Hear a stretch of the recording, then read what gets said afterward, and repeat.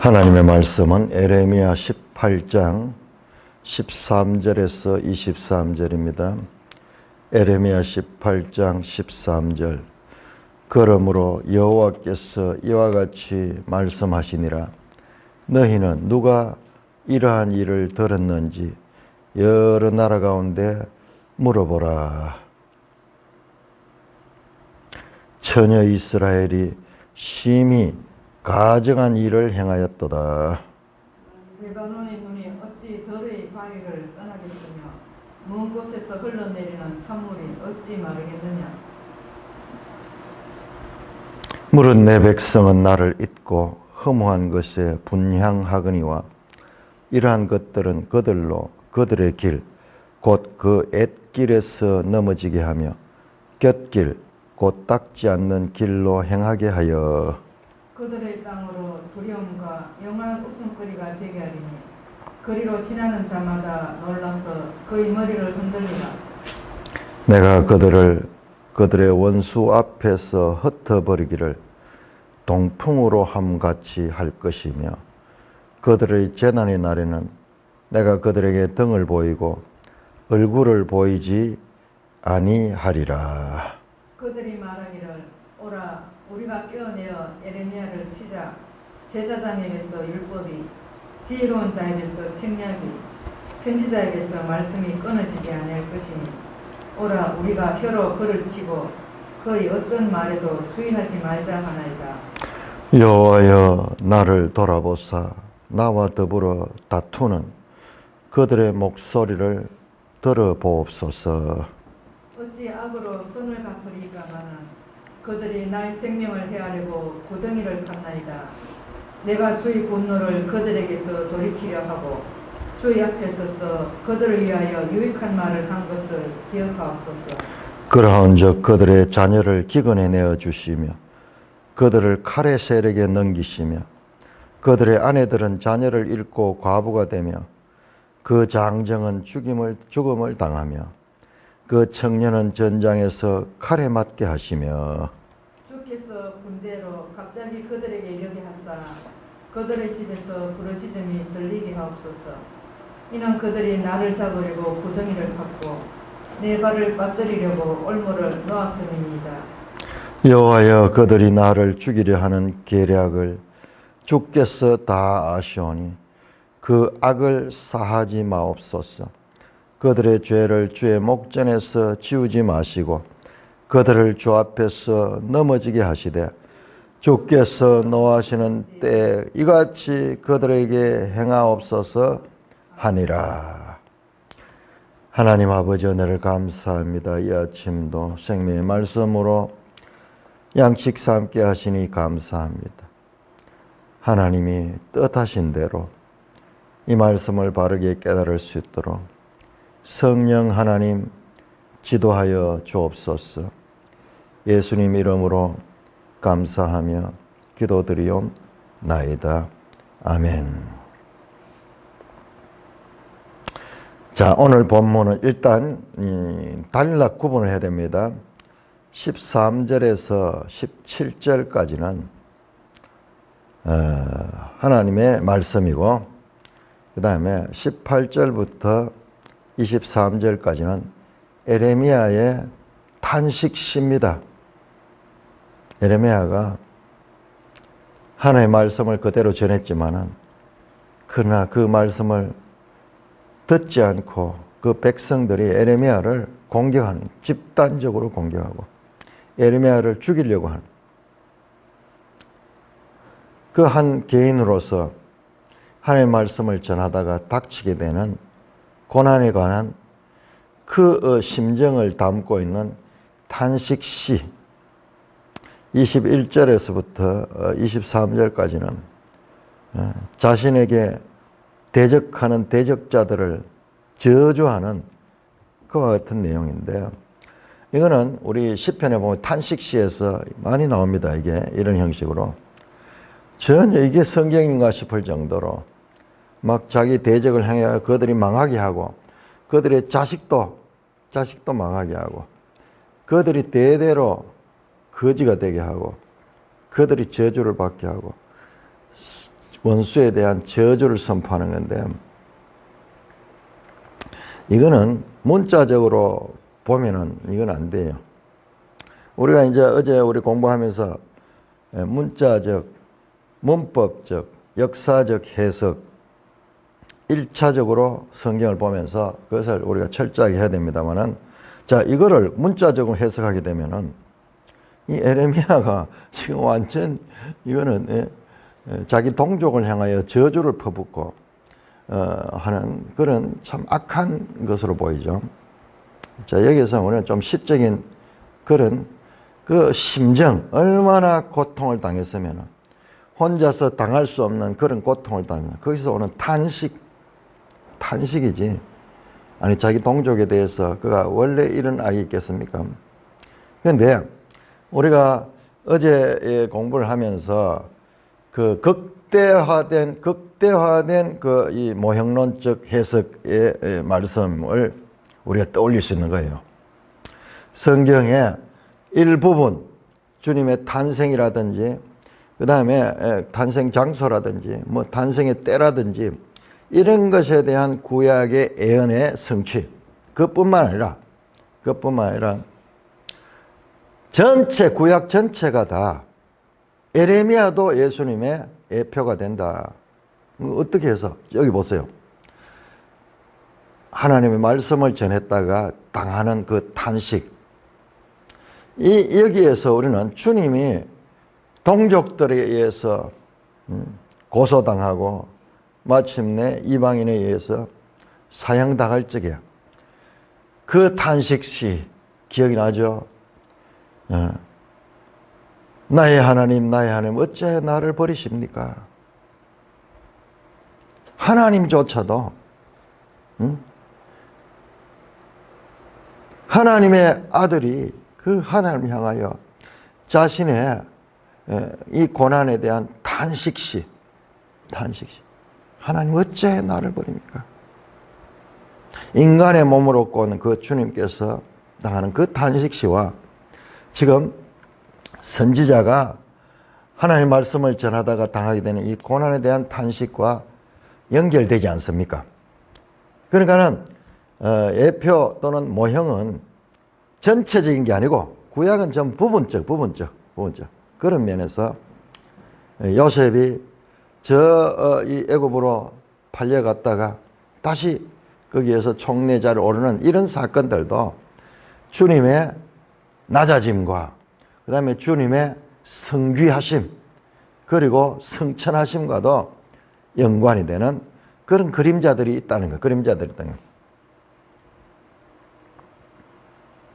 그렇게 볼 수가 있는 것입니다. 에레미야 개인의 탄식이기도 하면서 더 큰 의미, 보다 큰 의미, sensus plenior, 이 라틴어를 sensus plenior, 1차적인 의미보다 더 큰 의미, 이게 성경이다. 그러니까 우리가 지금 우리도 모르게 그걸 하고 있어서 성경을 볼 적에 이걸 뭐 그대로 이 문자적으로 보지 않거든요. 읽으면서도 그래 하지만은 그게 하나의 개념적으로 정리가 되고 하나의 성경 전체 보편적인 그런 형식으로 이해가 될 적에 우리는요 이제 그냥 아마추어가 아니라 전문가적인 그런 태도를 가지고 성경에 접근할 수 있는 거죠.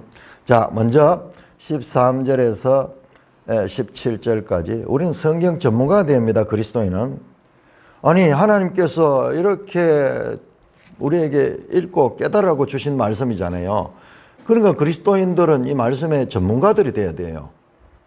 그럼 누가 이걸 알 수 있어요? 그리스도인이 모르면은. 교회가 이걸 바르게 안 가르치면은 누가 세상에서 이 말씀을 바르게 알 수 있겠어요? 그러니까 말씀을 바르게 아는 것은 우리가 우리의 본분이요. 본분, 의무, 책임, 그리고 하나님을 바르게 아는 것. 하나님을 바르게 알기를 에레미야도 계속 반복해서 말씀합니다. 이번에 성서유니온 그 주제가 하나님을 아는 자가 되자. 그 주제도 마찬가지예요. 에레미야에서 나온 거예요. 13절입니다. 여호와께서 이와 같이 말씀하시되 너희는 누가 이러한 일을 들었는지 여러 나라 가운데 물어보라. 처녀 이스라엘이 심히 가증한 일을 행하였다. 자, 여기에서 우리 본문 자체도 중요하지만은 이 구조를 봐야 돼요. 이 구조를. 자, 하나님께서 먼저 이 관용적인 표현을 보십시다. 여러 나라 가운데 한번 물어봐라. 누가 이런 일을 했는가? 처녀 이스라엘이 자기를 지으신, 아니, 자기의 남편 되는 분한테 이렇게 가증한 일을 행했다. 근데 왜 이 말씀이 여기서 나오느냐?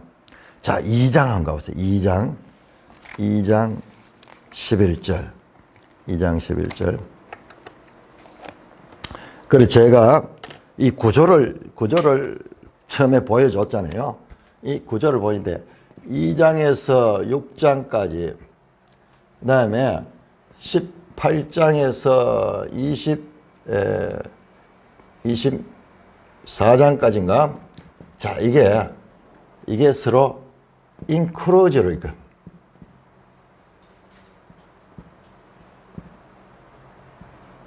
인크로시오를 이루고 있어요. 그러니까 이런 식으로 돼서, 그래서 했던 말이 또 나오는 거예요. 비슷한 말이 또 나오는 거예요. 그런데 이게 이런 구조를 가지고 있고, 우리 지난번 고린도전서 할 적에 이 중동 지역에서 선교사로 있으면서 그 중동의 문화와 이런 언어적인 이런 특징 같은 걸 자세히 연구한 그분에 보니까는 이런 교차대국 구조가 그들에게서는 일반적. 그러니까 우리가 이 성경을 볼 적에 우리 관점에서만 보면은 이해가 안 되는 거죠. 우리하고 이제 이런 그 문학적인 체계가 차원이 많이 달라요. 그래서 이런 구조를 가집니다. 자, 어디에서 서로 상응하는가 한번 보세요. 2장 11절 보세요. 2장 11절. 어느 나라가 그들의 신들을 신 아닌 것과 바꾼 일이 있느냐? 그러나 나의 백성은 그의 영광을 무익한 것과 바꾸었더라. 물어봐라 하는 거야. 물어봐라. 이 의인화된 그런 표현이죠. 세상에 어느 나라가 그 신을 신 아닌 것과 바꾼 그런 게 있느냐? 그런데 내 백성은 그렇게 했다. 그리고 보면은요, 이제 그런 하나의 이스라엘을 파트너로 생각하면서, 거기 2절에도 보세요. 2절에서 내가 너를 위하여 네 청년 때의 인애와 내 신혼 때의 사랑을 기억한다. 이스라엘을 대하되 마치 신혼 생활할 적에 그때의 사랑을 대하는 자세로 대하는 거예요. 하나님. 그래서 서로 사랑하는 남녀가 등을 돌리거나 또는 약속을 잊어버리거나 또 다른 남자를 따라가거나 이랬을 때 느끼는 심정, 그 남녀 간의 사랑의 관계에서 사랑이 깨질 때 느끼는 심정을 하나님이 지금 그 심정을 가지고 표현하고 있는 것입니다. 뒤에 보면 그런 거 많이 나옵니다. 어찌하여 신부가 그 남편이 결혼 증표로 준 폐물을 잊어버릴 수 있으며 그 신혼 때 만들어준 그런 폐물들을 그렇게 버릴 수가 있느냐? 그러나 내 백성은 그렇게 했다. 세상 사람들아 내 말 좀 들어봐라. 이런 나라가 어디 있느냐? 이게 수사적으로 의인화된 그런 표현을 쓰면서 하나님이 이스라엘을 지금 책망하고 있는 것입니다. 똑같잖아요. 보세요. 여호와께서 누가 이런 일을 들었나? 여러 나라 가운데 한번 물어봐라. 길 가는 사람들과 한번 물어봐라. 요즘도 이런 이야기를 하지만 옛날에는요, 실제로 요즘은 상상할 수 없을 거예요. 우리 동네 사는 동네에 막 사람들이 그 좁은데 한 동네 사람들이 모여가 사니까요, 싸우는 일이 많이 있었어요.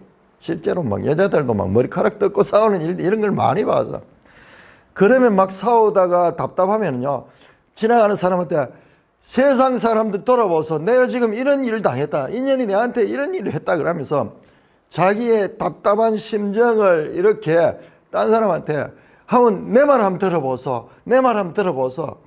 요즘은 이렇게 하는 일이 크게 없어. 개인화되고 전부 다 집 구조도 단독으로 막 이렇게 돼가지고 그때는 그렇게 살 수가 없었어.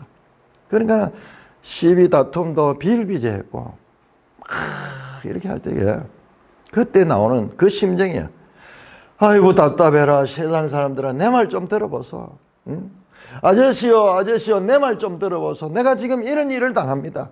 지금 하나님이 그와 같은 표현을 가지고 그렇게 말씀하십니다. 내가 얼마나 억울한지, 누가 이런 일을 들은지 여러 나라 가운데 한번 물어봐라. 다른 나라에 이런 일이 있는가? 그렇게 이제 표현. 딴 집에 가서 한번 물어봐라. 딴 집에 너 아버지한테 이래 대하는 사람이 있는가? 응? 딴 집에 가서 한번 물어봐. 어느 집에 이런 표현이 있는가? 그 심정. 그러니까 되게 직접적이면서 그런 우리 의인화된 그런 표현. 그러니까 성경을 그냥 기계적으로 그렇게 읽어서 안 되는 거예요. 문학적인 그런 요소를 풍부하게 가지고 있는 거예요. 그래서 셰익스피어 같은 사람들도 성경을, 그 사람들은 이제 뭐 믿음으로 보다도 이런 문학적인 그런 요소로도 성경을 많이 연구한다 그죠. 여러 나온데 뭐로 처녀 이스라엘 심히 가증 아니었다. 처녀 이스라엘. 처녀면은 대상, 남자에게 대해서 심히 가증했다. 남편에 대해서 심히 가증 아니었다. 어떤 가증이었나? 레바논 눈이 어찌 들의 바위를 떠나겠으며 먼 곳에서 흘러내리는 찬물이 어떻게 마르겠느냐. 자, 이것도 사랑의 언어입니다. 자, 2장 32절로 한번 들어요. 2장 32절. 그러니까 성경 신학이 바로 이런 걸 연구하는 거예요. 이런 걸, 성경을 본문을 바로 보면은 조직 신학적으로 보면 이런 게 보이지 않는데 성경 자체를 바르게 보면요, 이게 보여요. 이게 보여요. 보입니다. 2장 32절 보세요. 바로 이거예요. 처녀가 어찌 그 폐물을 입겠느냐, 신부가 어찌 그 애복을 입겠느냐. 그러나 내 백성, 오직 유일하게 내 백성은 나를 잊었다. 그리고 그 날수는 셀 수 없다. 그러면서 그렇게만 했는가? 그게 아니에요. 어찌 사랑을 얻으려고 내 행위를 아름답게 꾸미느냐. 그러면 내 행위를 악한 여자에게까지 가르쳤으며 그 남편은 잊어버리고 그 신랑이 준 폐물은 버려버리면서도 다른 남자를 찾아가지고 거기 가서 잘 보이려고 화장을 하고 꾸미고 그 마음을 환심을 얻으려고 하는 이런 답답한 일을 내가 당했다. 처녀가 어찌 그 폐물을 입겠느냐, 신부가 어찌 그 애복을 입겠느냐. 그러나 세상에 오직 내 백성만이 이런 일을 했다. 하나님의 심정. 자, 성경에 하나님이 자신을 표현할 때 얼마나 우리의 눈높이에 맞춰서 의인화된 표현을 통해서 말씀하시는가. 우리가 이런 면에서 하나님의 인격을 알 수 있는 거예요. 하나님이, 이 글을 쓰실 하나님이 누구신가를 알 수 있고, 어떻게 우리가 하나님을 알 수 있어요? 하나님이 자신을 낮추시고, 이게 성경 자체가 성육신이에요. 성육신. 말씀이 육신이 되어 우리 가운데 왔듯이 그 하나님의 말씀이 사람의 언어로 와서 우리에게 이해될 수 있는 그런 식으로 왔다. 마찬가지로 레바논 눈이 어찌 들의 바위를 떠나겠으며 먼 곳에 흘러내는 찬물이 어찌 마르겠느냐. 이 말은요, 바로 그 팔레스타인 지형을 알아야 돼요. 자, 우리 늘 이야기하잖아요. 시편에도 많이 나오잖아요. 저 가나안 땅은 저 위로부터 갈릴리 호수, 그 다음에 아래는 요단, 이 사해로 이어지는 요단강이 쫙 있고, 그 갈릴리 호수의 물은 어디서 오냐 그러면은 이쪽은 강우량이 적잖아요. 그래서 바로 걸로 올라가면은 높은 산 이름이 뭡니까? 헐몬산이 우리 백두산보다 더 높은 것 같아요. 근데 거기에는 만년설이라 꼭대기에는 항상 눈이 있는 그런 지형이에요. 근데 그 눈이 녹으면서 눈이 밑에는 일부는 녹으면서 계속 눈이 쌓이고 녹으면서 거기에 물이 공급이 되는 거야. 물이 공급되는 거야. 그래서 그 지역을 레바논 지역이에요. 그래서 그 말이에요. 레바논의 눈이 어찌 덜의 바위를 떠나겠느냐. 눈이 항상 거기에 바위 위에 눈이 있는 거죠. 그러니까 이게 시적인 수사적인 그런 표현이잖아요. 또한 덜의 바위카는 자체가 레바논의 별명이 이제 이 덜의 바위야. 이중으로 불과 분리적인 관계를 지형을 통해서 말씀해요. 이 본국의 사람들은 다 알아듣는 이야기야. 그런데 우리가 번역을 통해서 또 다른 문화권에 있는 그것도 시간적으로도 몇천 년 이후에 우리 입장에서는 1차적으로 이 본문의 문법적으로 그리고 문자적으로 역사적으로 문화적으로 지리적으로 이런 배경을 우리가 알아야지 이게 이해가 되는 거야. 이 작업을 충실하게 해야 된다는 거야. 그러니까 그리스도인들은 그리스도인 자체가 지성인이고 학자야. 왜? 성경이라는 이 거대한 문서를 이해하는 사람들이니까. 이해하는 사람. 자, 그런 표현입니다. 눈이 어찌 덜의 바위를 떠나느냐. 실감이 나죠. 만년설이 있는데 그게 불가분리적이다. 먼 곳에서 흘러내리는 찬물이 이게 평행법이죠. 자, 이 먼 곳에서 흘러내리는 찬물, 이 눈이 녹아가지고 그래서 갈릴리 바다로 가고 그 물이 흘러가지고 요단강으로 사해로 흘러가는 소위 이 가나안의 젖줄이잖아요. 젖줄. 그 물이 끊이지 않는, 그 물이 끊어지면 다 죽는데 물이 없으면 못 살잖아요. 우리가 인류의 역사를 돌이켜보면 인류가 정착하는 장소는 좋은 땅이 아니에요. 정착하는 장소는 항상 물이 있는 곳이어야 돼요. 그래, 물이 불가분리적이야, 우리가. 그래서 젖줄을 그 지형을 이야기를 하면서 하나님이 자기 백성의 이 잘못에 대해서 단식합니다. 자연계의 이치를 들어서 책망하신다. 15절에 무릇 내 백성은 나를 잊고 나를 잊었다. 처녀가 어찌 신부가 어찌 그 옷을 입고 처녀가 어찌 그 폐물을 입겠느냐. 그런데 잊었어. 이 백성은 잊었어. 잊고 그냥 잊어버리고 끝나는 게 허무한 것에 분향한다. 저 우상 앞에 찾아가는 거예요. 우상 앞에. 자, 하나님이 얼마나 이 표현이 한번 보세요. 마치 남녀 간의 사랑의 관계에서 그 자기 사랑한 사람을 버리고 약속한 사람을 버리고 다른 사람을 가지고 거기에 찾아가는 이런 것을 이스라엘의 우상숭배로 비유하여 표현하고 있습니다. 자, 항상 이런 관용구를 봐야 돼요. 우리 성경에 읽다 보면 관용구만 딱 이해해도 이 고문서기 때문에 지금부터 이게 얼마입니까? 2600여 년 전의 문서기 때문에 우리가 어떻게 이걸 알겠어요? 그런데 우리가 성경을 읽어내는 거예요. 읽어내고 그 다음에 이런 관용적인 표현만 몇 개만 알면은 이 말씀을 이해하는데 그렇게 어렵지 않아요. 그러니까 성경을 많이 읽어내요. 허무한 것 하면서 나오면은 항상 우상이에요. 헛된 것, 허무한 것, 헤벨. 허무한 것에 분향하나 이러면은 우상에게 거기에 분향하고 우상을 숭배하는 그 관용구입니다. 이러한 것들은 그들의 길 곧 그 액길에서 넘어지게 하며 곁길 곧 닦지 않은 길로 한다. 자, 제가 이 말씀을 드렸죠. 2장에서 6장과 18장, 24장에 이렇게 인크로지를 이루고 있다. 근데 이거 그냥 보지 않아요. 그냥 봐서는 안 보여요. 근데 우리 성경 신학자들이 이걸 깊이 연구하는 사람들 보니까는 이게 어떻게 보아가지고 안 보이는데 이 사용되는 단어라든지 그런 표현법 그런 내용 이런 데서 유사성을 알고 보니까는 이게 보이는 거야. 이거는요. 우리 이전 시대는 이런 걸 알 수 없었어요. 이전 시대는 알 수 없어요. 이게 바로 성경신학적 발견이에요. 조직신학에서는 이런 건 안 보여요. 조직신학에서는 안 보여요. 자, 한번 볼까요?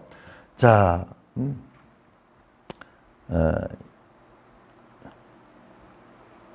6장, 엣길. 자, 여기 나오죠? 엣길을 버리고, 엣길에서 넘어지고, 곁길, 닿지 않는 길로 갔다. 자, 6장 16절.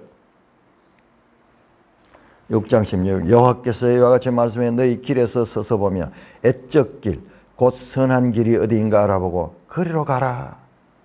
너희가 가야 될 것은 옛날 그 조상들이 가르치던 그 길이다.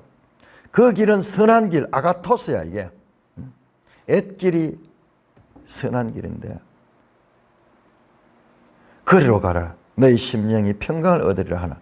그들이 대답을 우리는 그걸로 안 가겠습니다. 우리는 그리로 안 가겠습니다. 파수꾼을 세워가지고 나팔 소리를 들으라 하나. 그들이 우리는 듣지 않겠습니다. 정반대로 지금.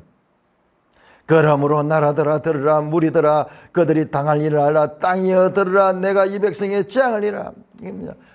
땅을 향하여 하늘을 향하여 땅이여 들으라. 하늘이여 들으라. 하늘과 땅을 정의로 불러가지고 그 판단을 심판하는 거예요.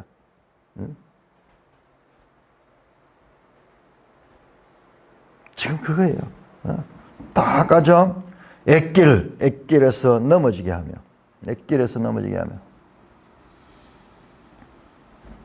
곁길, 곧 닦지 않는 길로 행하게 한다.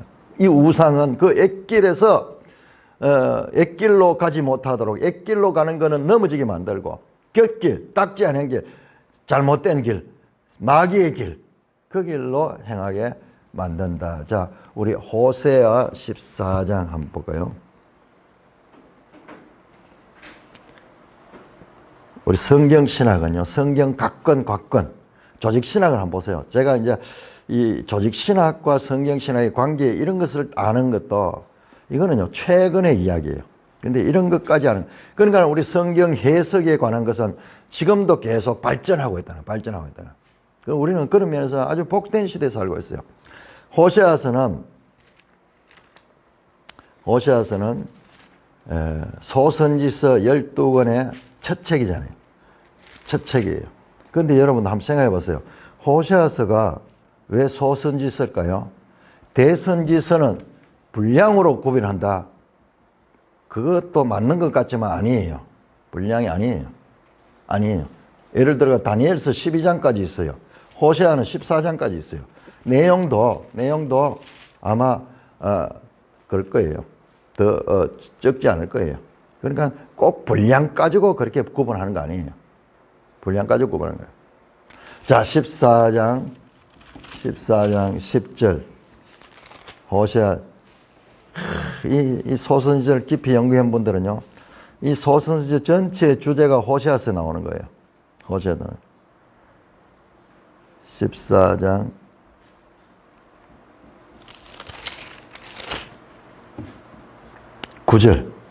9절이니 마지막 절. 자, 소선지서 첫 번째 책의 마지막 절. 누가 지혜가 있어 이런 일을 깨달으며 누가 총명이 있어 이런 일을 하겠냐. 이거 어디 들어본 거 안 같아요? 어디서 들어왔습니까? 누가 바로 사도 바울이 로마서 11장 33절에서 36절에서 깊도다 하나님의 지혜와 지식의 풍요하며 누가 도우심이 되겠으며 누가 모사가 될 수 있으며 누가 알 수 있겠는가. 누가 주님 하나님을 도울 수 있겠는가. 그 수사적 의문문, 그게 그냥 나온 게 아니에요. 이와 같은 누가 지혜에 있어 이걸 깨달으며 누가 총명에 있어 아무도 알 수 없다는 거잖아요. 하나님의 지혜, 하나님의 총명, 인간으로서는 아무도 알 수 없다. 내 생각은 너희 생각과 다르고 내 뜻은 너희 뜻과 다르고 어디만큼 다르냐. 하늘과 땅처럼 다르다. 결론적으로 호세아가 끝을 내면서 결론적으로 하나님의 심정을 아는 거야. 여러분 호세아 언뜻 보면 그 내용이 나오잖아요. 그 고멜이라는 그 부정한 여인을 아내로 삼게 해가지고 그 여인이 떠나는 걸 갖다 호세아가 다시 돌아오라 하는 그 이야기. 이게 결국 하나님이 그 백성을 사랑하는 이야기야. 그러니까 이게 로마서 9장에서 11장 유대인과 이방인의 구원에 관한 것을 이야기하면서 그 내용을 자세히 보면요. 유대인의 방점이 있어요. 그 백성에 대한. 유대인이 넘어짐으로 말미암아 이방인이 이와 같은 복을 받았거나 하물며 그들이 돌아올 때 얼마나 더 큰 영광이 있겠느냐. 자세히 듣다 보니까요. 자기 백성에 대한 방점이 있어요. 우리가 보고 싶은 대로 보니까 유대인은 버렸구나. 그거 아니에요. 더 큰 은혜가 기다리고 있다. 이게 바로 하나님의 구속사의 지혜다.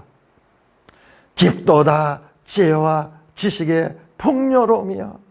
이 말이잖아. 우리는 알 수 없구나. 그 길을 우리가 알 수 없구나. 여호와의 도는 정직하니 의인은 그 길로 다니거니와 그러나 죄인은 그 길에서 걸려 넘어진다. 지금 여기 나오잖아요. 그 엣길에서 넘어지게 되고 곁길로 가게 된다. 이렇게 연속성을 가졌다. 자, 우리 호세아 찾았는 김에요. 자, 호세아는 소선지서 12권 중에 첫 번째 책이죠. 깊이 연구한 분들이 이야기하는데요. 이 소선지서 전체가 12권이 다 연결이 돼 있어. 그래서 한 권의 책이라. 그거 어떻게 알 수 있나? 자, 우리 한번 볼까요? 자, 호세아 14장 9절이 누가 깨달으면 누가 알겠느냐. 그렇게 끝이 나죠. 자, 말라기 3장 합니다. 말라기 3장. 말라기 3장 18절. 말라기 3장 18절. 그때 너희가 돌아와서 의인과 악인을 분별하고 하나님을 섬기는 자와 섬기지 않는 자를 분별하라. 누가 깨달으며 누가 알겠느냐. 그 백성이 분별하고 그 백성이 안다.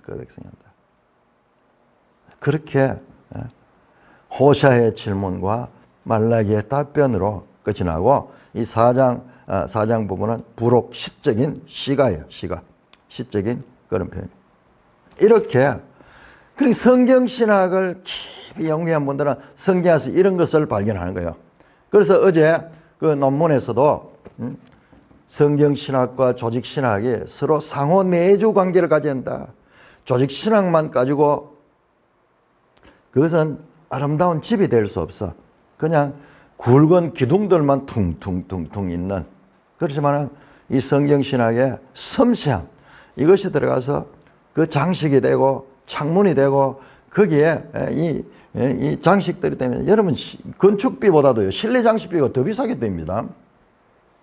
그만큼 우리는 실내 장식보다도 막 이때까지는 먹고 살기 바쁘니까 그냥 막 비만 안 들어오고 그런 걸 중요했지만 이제 살게 된 쪽에서는요 인테리어 비용이 더 들어가요. 그 구조보다도. 그리고 실제로 그런 공간에 들어가 보면은 그렇게 또 이 느낌이 좋더라고요. 우리는 옛날에 막 그런 거 없었어. 인테리어가 어디 있어? 그냥 비 피하고 이런 것만 하면 됐는데. 그럼 요즘 다들 얼마나 잘 사는지. 그리고 인테리어 재료들도 막 얼마나 잘 나오는지. 그런데 이제 그 맛을 아는 사람들은 뭐 딴 데 안 가는 거예요. 가게 같은 데서 왜 인테리어에 그렇게 비용을 투자하느냐? 그만큼 이 사람들이 그걸 좋아하기 때문에 그것도 투자했는 보다도 이익이 나기 때문에 그런 거예요. 그렇듯이 성경신학의 요소는요. 이 맛을 보면은 조직신학과 또 비교할 수 없는 그런 부분이 있어요. 그런데 이 성경신학 부분은 지금 깨달아지는 시기예요. 우리는 그 시기를 살고 있는. 칼빈이나 이런 분들은 이 조직신학적인 틀을 만들기 위해서 거기에 그 일만 해도 엄청난 벅찬 일이잖아요. 그 일만 해도. 그러니까 제대로 성경이 신학적으로 다듬어지는 종교개혁 이후예요. 그래서 와서 보세요. 웨스트민스터 소요리 문답 저런 게 만들어지는 게 1600년대거든요. 칼빈의 제자들이 칼빈의 사상을 받아가지고 그 칼빈의 방법으로 보니까 더 정교하게 보이는 거예요. 그래서 이 소요리 문답, 신론, 인간론, 성령론, 그리고 이 구원론, 그리고 종말론 이런 것들을 이 틀을 성경에서 뽑아냈는 거예요. 뽑아냈는 거예요. 그래서 그 틀을 가지고 신앙이 유지되고 있고, 이제는 성경신학적인 이런 섬세함. 이걸 보면 하나님의 숨기를 느낄 수 있는 이런 이 두 가지가, 그러니까 지금도 그런 면에서는 하나님의 말씀이 바르게 깨달아지는 데는 상호작용을 통해 가지고 더 밝게 깨달아지는 그런 우리는 놀라운 시대를 살고 있다. 그러니까 우리한테는 이 하나님의 말씀을 더 바르게 깨달아야 될 그런 하나의 이 의무가 있는 거죠. 그리고 하나님은 이걸 보여줬어요. 이걸 발견해야지 성경으로 계속 들어가야 되지. 이걸 못 보게 되면은 이 과학의 시대, 이 물질주의 중심의 시대에서 이 기독교 안에 들어오는 저 자유주의 신학적, 고등비평, 저 계몽주의, 과학주의, 인간의 이성을 가지고 모든 걸 판단하려고 하는 그런 사조를 능가할 수가 있는 거예요. 그런 사조를 능가할 수 있는 거예요. 그래서 놀라웠게도 미국에, 여러분 어제 그 시간에 잘 이야기를 못했지만 1900년도 초에 미국에서요 어떤 일이 났냐, 청교도가 세운 그 나라, 성경 중심의 그 나라 안에서요 진화론이 들어오면서 진화론과 그 다음에 이 기독교인들이 논쟁이 벌어졌어요. 유명한 논쟁이 벌어졌어요. 요즘에는 공개 토론회가 벌어졌는데, 공영방송에서 공개 토론이 벌어졌는데, 저쪽에는 유명한 진화론자, 이쪽에는 기독교인이 가서 했는데, 그런 대결이 벌어지면서 그 결론 나겠어요? 결론 안 나죠. 그러면서 물밀듯이 저런 진화론적인 사상이 들어왔는 거예요. 그때 웨스트민스터가 나오는 거예요. 그 웨스트민스터가 작은 학교예요. 우리나라 치면은 저 연세대학이나 이화여대나 같이 저런 큰 대학이 아니고, 우리도 똑같아요. 저 학교들이 원래 선교사들 세우고, 대구 계명대학도 원래 이름이 계명기독대학이에요. 근데 이게 몸집을 부리려고 그러니까 이 기독이라는 이름이 부끄러운 거예요. 그래서 그걸 떼버리고, 교훈도 그리스도와 그의 나라를 위해서였는데 교훈도 그리스도를 빼버리고 진리로 바꿔버리고, 이런 식으로 세상과 적당하게 혼합하면 커질 수 있는 거예요. 몸집을 불릴 수 있는 거예요. 그러나 거기에서 본질을 잃어버리기 때문에 정말 이 제대로 된 신학자들은 이래서는 안 된다. 그래서 프린스턴은 지금 세계적인 명문 종합대학으로 변했지만은 웨스트민스터는 아직도 조그만한 학교예요. 그런데 진리는 여기서 흐르고 있어요. 여기서 흐르고 있어요. 그런데 유학을 우리나라 젊은이들이 그리로 유학을 갖는 거예요. 권성수 목사도 그거 갖는 거예요. 그래서 바르게 빼와가지고 이 나라가 아직도 이 진리 가르침은 그렇게 살아있는 거예요. 엄청나게 우리나라 학생이 얼마나 많은지 몰라. 물론 거기 갔다고 다 하는 것도 아니에요. 거기 가서도 나중에는 저 자유주의적인 그런 데 가는 경우도 있고 이런데, 자관 이렇게 했다. 그 프린스턴 쪽으로 갔는 사람 중에 유명한 분이 저 기장 쪽에 그런 가기도 하고 그랬어요. 그 역사를 이렇게 보면 공교롭게요. 참 위에서 내다보면 참 공교로운 그런 시기였어요. 복음이 처음 들어와서 이 땅에 심어진, 이제 한국교회 자생적인 지도자로 나와서 세워질 그때 하나님께서는 우리에게 그 웨스트민스터를 통해 가지고 프린스턴으로, 이승만 프린스턴 갔잖아요. 그때까지만 해도 그걸 갖다 구 프린스턴께 1900년대 초 1800년대 말 요때 변화가 일어났어요. 요때. 공교롭게도 우리나라 그때 이제 개화되는 곳이대. 자, 그렇게 해서 앳길, 그 다음에 이제 곁길 행했다. 그렇게 하죠. 16절입니다. 그들의 땅으로 두려움과 영원한 웃음거리가 되게 하리니 그리로 지난 자마다 놀라서 그의 머리를 흔들리라. 자, 이것도 관용적 수사적 표현이에요. 이스라엘 백성이 망했을 적에 주변 나라에 비웃음거리가 되고 사람들이 머리를 흔들리라. 소문을 듣고 사람들이 와서 웅성웅성하면서 아이고 참 안 됐다. 우리 그 단편 소설 같은 데 보면은 그런 표현 나오죠. 제가 어릴 적에 읽었던 단편 소설 가운데 소나기 가는 거 보면은 끝이 그렇게 나오잖아요. 그냥 딴 사람들이 아버지 엄마가 이야기하면서 아이고 그 윤초시 내 아가 그렇게 병이 들어가 죽었다 하는데요. 그게 죽으면서도 그래도 옷은 자기 입고 있는 그 옷을 그대로 입혀달라고 했더라 하면서 그런 이야기를 하는데요. 그 딴 사람들의 이야기, 두려움과 영원한 웃음, 그들이 머리를 흔든다. 이게 하나의 비아냥거리는 그런 표현이에요. 마태복음 27장 39절을 보면은 예수님의 십자가 앞에서 사람들이 머리를 흔드는 장면이 나옵니다. 자, 우리 한번 볼까요? 마태복음 27장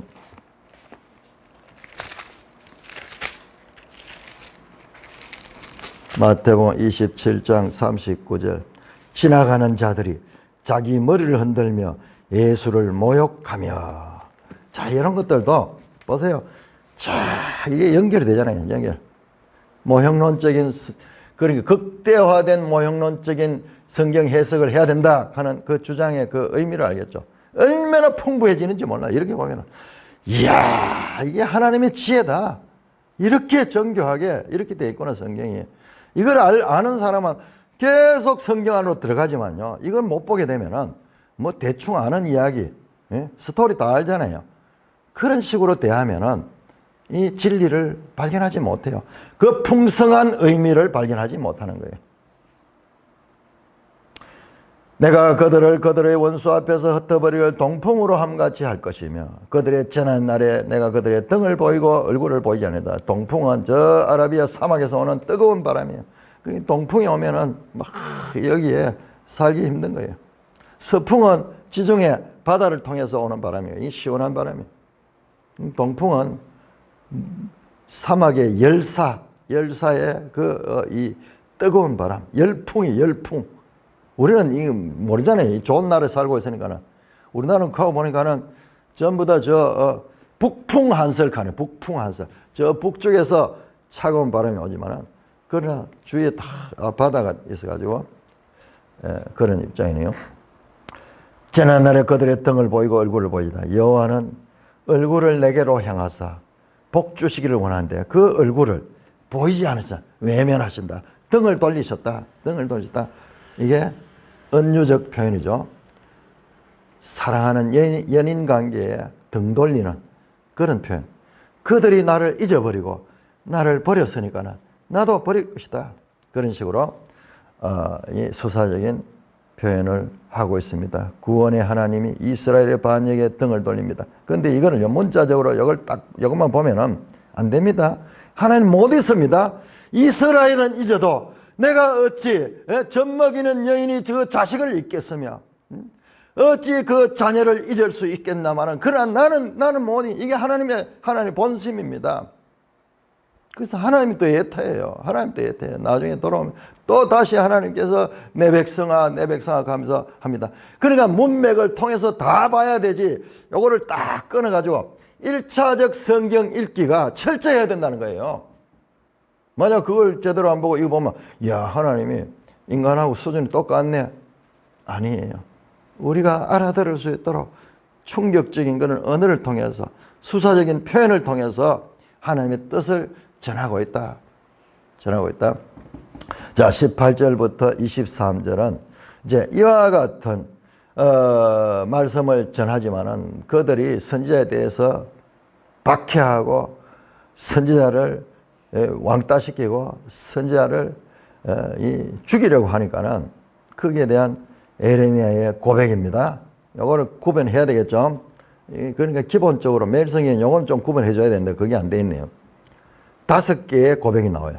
그러니까 자, 딱 보면 알겠는데 인칭이 바뀝니다. 1인칭입니다. 1인칭으로 그들이 말하기를 오라 우리가 꾀를 내어 에레미야를 치자.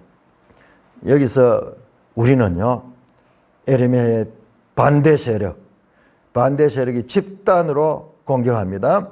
에레미야를 치자.